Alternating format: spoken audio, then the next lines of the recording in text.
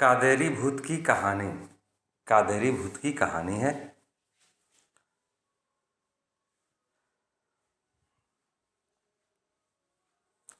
हमारे समाज में भूत की कहानियाँ काफ़ी प्रचलित है। कुछ लोग तो भूत प्रेत की कहानियों को बेहद शौकीन होते हैं और वे सभी को भूत की डरावनी कहानियाँ शौक से सुनाते रहते हैं। इसलिए आज हम आपके लिए एक असली भूत की कहानी लाए हैं। आप इसे एक बार ज़रूर पढ़ें। यकीन जाने ये भूत की कहानी आपको ज़रूर पसंद आएगी। 1930 की बात है। एक शाम 3 बजे हम मानकुलम विश्राम घर पहुँचे। मेरे साथ जाफना केंद्रीय कॉलेज के मेरे अध्यापक साथी एस.जी. मान और सैमुअल जैकब थे।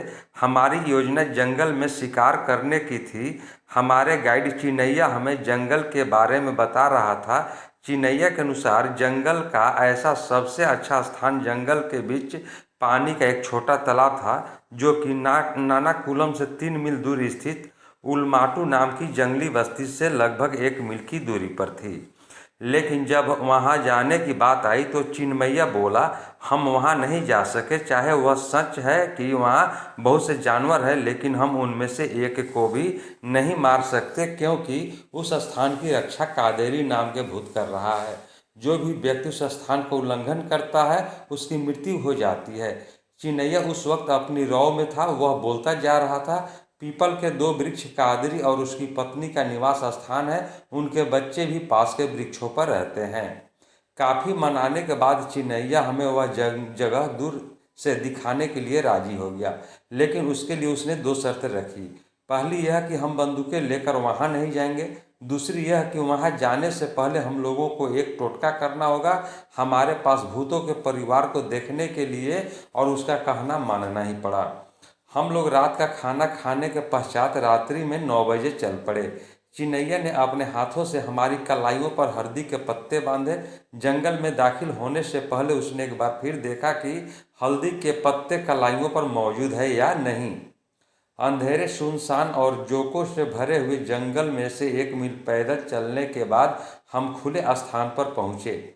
हमें वहां ठहरने के लिए और लपटे छोड़ रहे उन वृक्षों की ओर देखने के लिए कहा गया, जो कि 100 गज की दूरी पर चमक रहे थे।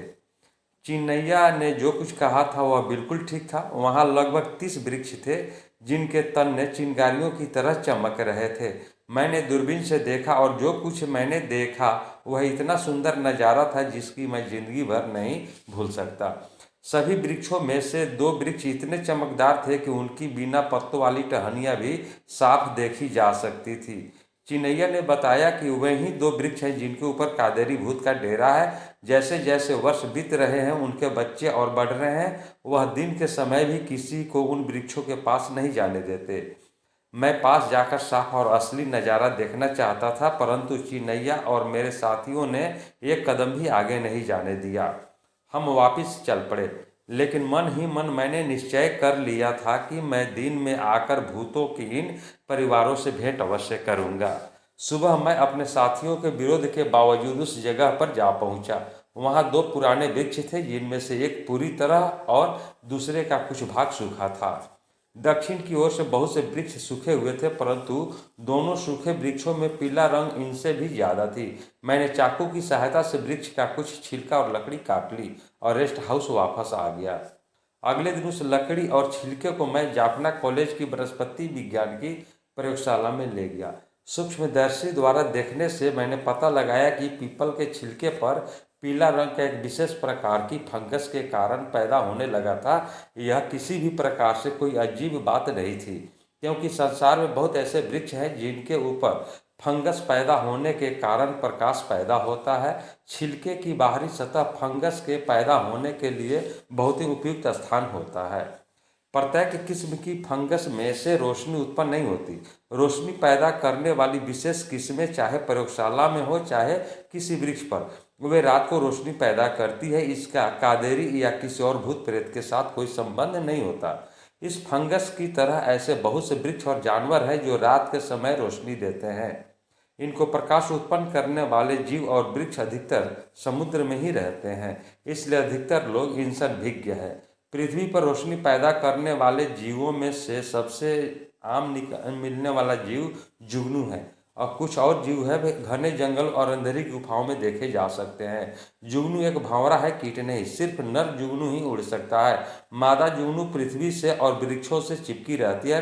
नर और मादा प्रकाश द्वारा एक दूसरे को अपनी ओर आकर्षित करते हैं। बहुत से बैक्टीरिया भी रोशनी देते हैं। गल रहे प्रोटीन जैसे मछली और मांस इत्यादि में ऐसे बैक्टीरिया उत्पन्न हो जाते हैं जो रात के समय प्रकाश पैदा करते हैं।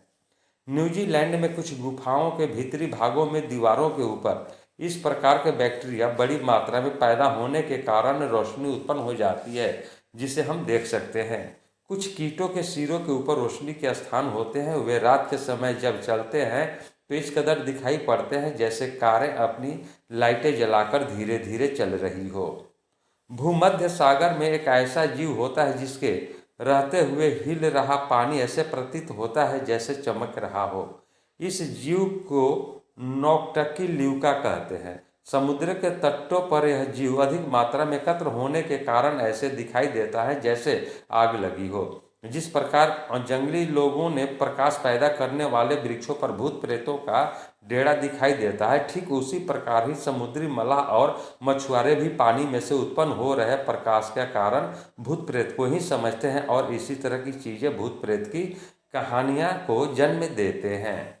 प्रकाश उत्पन्न करने वाले जीवों की तरह ही कुछ शंख, घोंघे, सीपी और कौड़िया इत्यादि भी ऐसे होते हैं कि अगर उनको हिलाया जाए तो वे अंधेरे में चमकने लगते हैं। राफेल डेवोई ने इस रोशनी पैदा करने वाले विषय पर अनुसंधान किया है। उसने प्रमाणित किया है कि यह चमक और रोशनी लूसीफेरिन नाम के पदार्थ के कारण होती है। कुछ फंगस और बैक्टीरिया तो निरंतर रोशनी पैदा करते रहते हैं, परंतु कुछ जीवों में इसका संबंध दिमाग से होता है और यह निरंतर रोशनी पैदा नहीं करते। प्रकाश और चमक ताप की उपज के बगैर ही पैदा होते हैं। चमक के रंग तरह तरह के और घटने बढ़ने वाले होते हैं। ऐसे प्रकाश का रंग आमतौर पर हरा, नीला, पीला और लाल होता है। गहरे समुद्रों की कुछ मछलियों में चमक को बढ़ाने और कम करने की शक्ति होती है। ओलुमाटी जंगल के पालू वृक्ष जल नहीं रहे थे, वे चमक फंगस के कारण उन वृक्षों से उत्पन्न हो रही थी। शायद वह चमक पहले सूखे वृक्षों में पैदा हुई होगी और बाद में इन वृक्षों में से पास वाले वृक्षों पर फैलती चली गई। इसी कारण गांव वाले ने सोचा कि कादरी प्रेत परिवार के सदस्यों की गिनती हर वर्ष बढ़ रही है। मनुष्य जाति की यह एक मानसिक कमजोरी है कि जिस घटना का कारण नहीं जान सकते उसे भूत प्रेतों या किसी चमत्कार से जोड़ देते हैं। इस अंधविश्वास के फलस्वरूप कई अजीब घटनाओं की मनगढ़ंत कहानियां दूर दूर तक फैल जाती है।